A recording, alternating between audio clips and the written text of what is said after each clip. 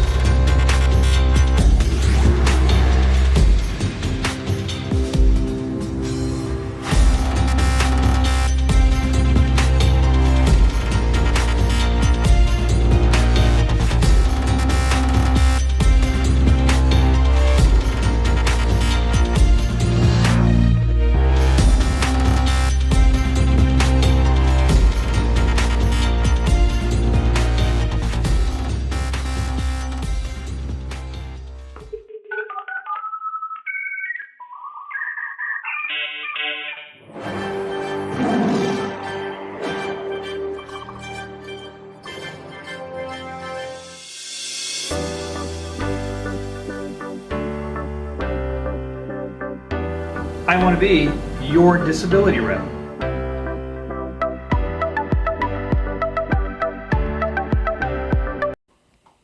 You know, sometimes it's the easy ones that get you. Oh boy. You think those easy questions, and maybe it's because we recognize they're easy and we think, well, it's just no big deal. I'll just give you an answer and I won't think about it before I answer. But yeah, sometimes that blows the whole deal. Of course, you know, I've had my share of witnesses on the stand, and I've seen that happen over and over. But in your practice, in what you do, 2 questions you've identified that blow it up. What's the first one? So, you know, a lot of times people ask why it is that you can't work. Yeah. And that's or why you lost your job, why you quit your job, whatever the case may be. When we file for disability, you have to pick what they call an onset date. And this is the date your condition became severe enough to take you from the workforce. So a lot of times, you know, that'll coincide with a job loss or an accident or an injury or maybe a diagnosis or an MRI or something along those lines. But it's pretty routine that a judge in hearing will ask somebody straight up, you know, why'd you stop working? And the answers that I hear are self-defeating a lot of times. I'll hear people say, I wanted to change. I needed a new scenery. Yeah. And of course the judge is sitting there thinking, is it not because you quit working or you couldn't work any longer? Yeah. Your health? I guess the answer is always because I was unable to continue working because of my physical condition. It is. Yeah, that's always the answer. Yeah. But you know, the thing is, well, you know, we spend our entire lives trying to sell ourselves, why we can work, the things we can do, our accomplishments, that sort of thing. It's hard for people to come in and talk about the stuff that they can't do. Right. But you know, I've had people say, my husband told me I didn't have to work anymore.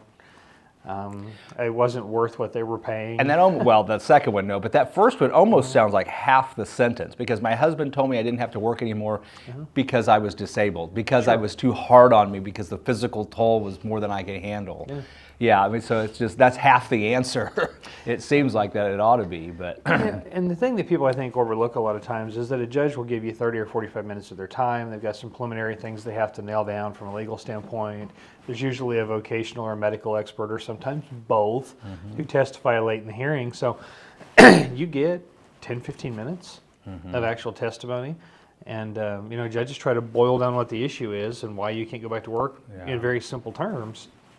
And, you know, any way that they can say, hey, look, it's something other than their health, and that obviously hurts your case, and it comes up pretty often. Yeah, I was going to say that's one of the issues that I've always struggled with whenever I've been, you know, even counseling clients or in testimonies. Like, I need this information, and you're giving me all of this information that I don't need, and what I need is this, and we've got to get to this, and not all of this. And that's the funny thing, you know, there's a lot of words that are said in an administrative law judge hearing, but sometimes it's 2 or 3 of them that make the difference. And you know, as a representative, you hear those, just like the judge does, and those things just kind of pop for you. So yeah, you got to make sure your story's straight, right? Yeah. You know, the reason why you can't work is because your health has failed, because your back hurts too much, things have gotten too hard for you, you can't complete the 40-hour work week anymore. I mean, there's lots of reasons why people can't work, but so much of the time, I think people are self-conscious about going in and saying, because I can't, because I failed. There's always some sort of other reason, not always, but a lot of times there's some other reason that they give, some external force that couldn't be overcome rather than the fact that their body simply broke down. Yeah. So what's the other one? Why you filed for disability. Oh, okay. Yeah, and I know that seems incredibly easy as well, and they're kind of similar in many respects, but why we filed for disability isn't a finance issue. No. It isn't because the long-term disability company told me I had to, Right. or it isn't because my friends suggested it. It dovetails with the first, right? It's because you can't work, you're out of options. You tried everything you know to try, and there's nothing else for you. Yeah.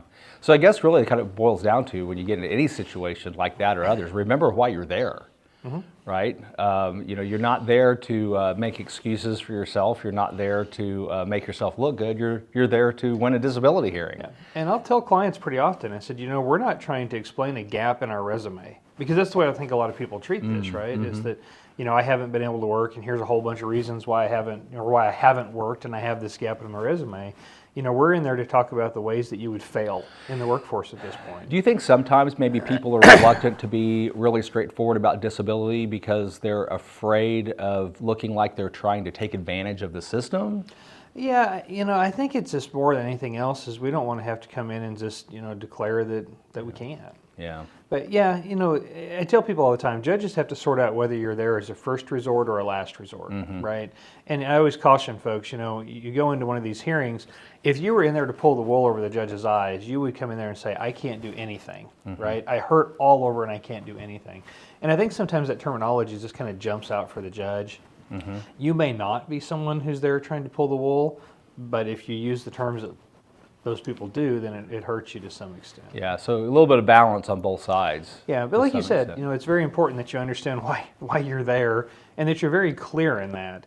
I think Social Security kind of preys on the inconsistencies in our stories. They look for those things, and I think that's fair of all judges. It is. That's the law right there. Yeah, it is. So, it is. I guess maybe remember why you're there and tell the truth, the whole truth, and nothing but the truth, regardless of whether it's good, bad, or ugly. To mix our metaphors. And it kind of comes back around to, another thing I encourage my clients to do is to remember that each and every question that you are asked is an opportunity to put the judge in your shoes. And don't waste those opportunities. And it's very much so the case here. Why I filed for disability is because it's a last resort. There's nowhere else for me to go. And, it always helps, too, if people have tried things in the workforce, tried to go part-time, tried to find easier work, they've done everything that they can do. Judges are very concerned that we do everything that we can do from a work perspective, from a medical treatment perspective, from a trying to get better in any way we can perspective. They want to know that you are there because there is nothing else for you. Yeah. Well, they should be. Good advice, Roy. Thanks for being here. Thanks for sharing with us. If you've got questions and you want to talk to him, call the number on the screen right there, 417-812-6698. You can scan that QR code, take you to lots more good information, and we'll see you right here next week. Planet 417. The QR code, if you scan it, you can actually book an appointment directly from it as well. Boom. So. Check that out. That's pretty slick. So give that a try, and we'll see you next week right here on Planet 417. Thanks.